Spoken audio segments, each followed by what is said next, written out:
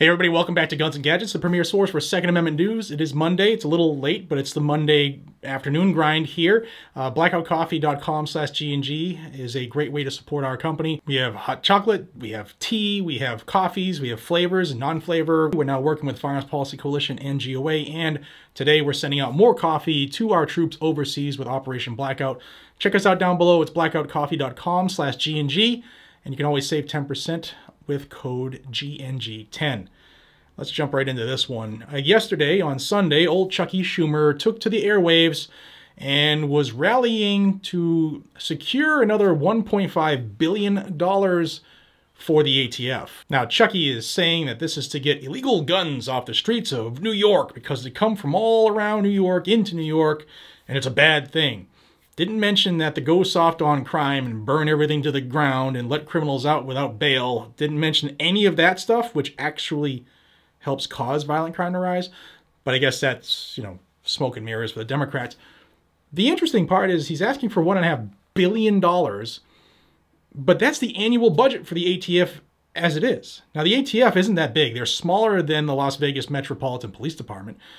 And this information about them wanting more money actually came out in June when Biden was giving all of his "this is what I'm going to do" plan, when he was talking about how much money he wants to put in the budget for anti-gun measures. And a lot of this was also included in the Build Back Better, which was defeated.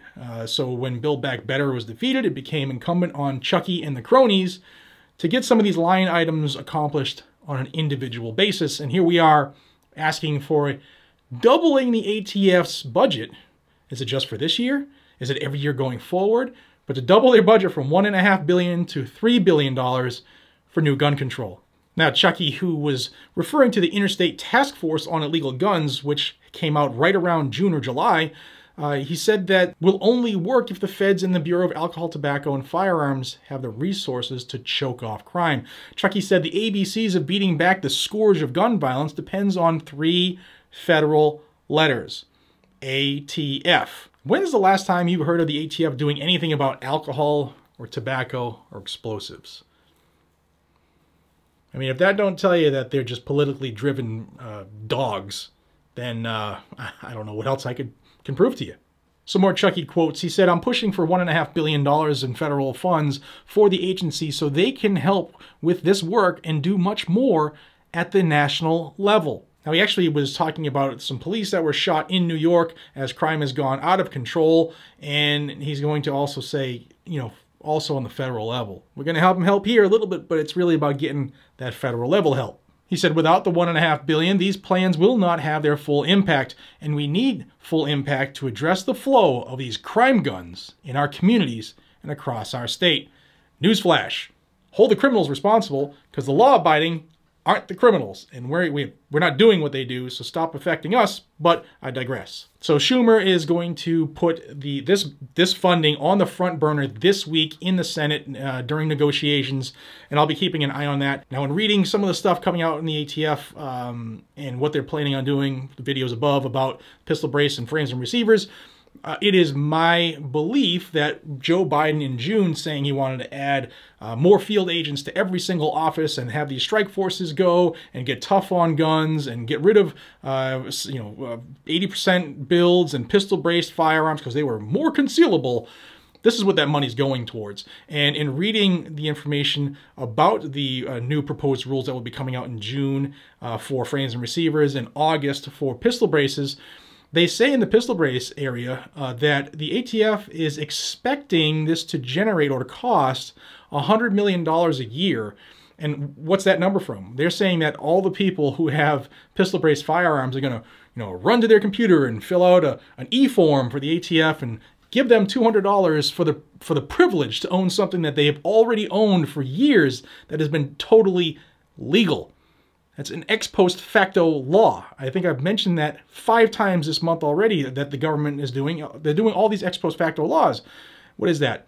Making this pen that I have owned for, 5 years making it illegal tomorrow because it is a gold tone ink-filled Parker pen and it has full assault ink. I can just keep writing and writing and writing as fast as I want. And then tomorrow this is illegal. Now I possess this, even though I've had it for 5 years legally, I would then become a criminal. That's an ex post facto law. They're illegal, yet the ATF just, that's what they do. They just perpetuate the ATF on ex post facto laws.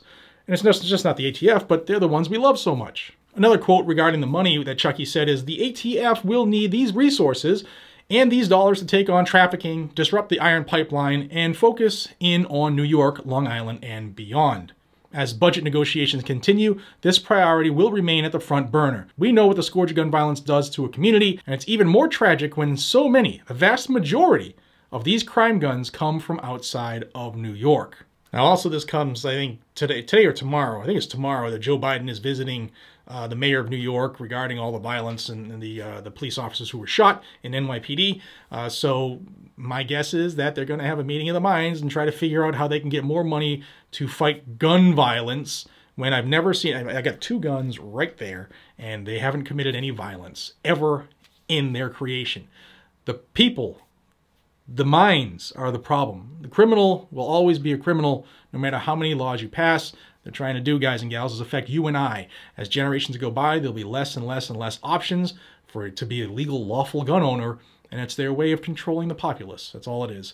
So I will keep my eyes on this. If you want to keep up with this information, please make sure you are still subscribed to my channel. It's a thing. They've even given us a notice that they're scrubbing accounts because they think they're spam, and several of you have said that you were unsubscribed. So please check your subscriptions. I'd appreciate it. Until we see each other again, be safe, stay vigilant, carry a gun to keep you, your friends, your family, your community safe. And remember, a gun on your hip is more effective than a cop on the phone.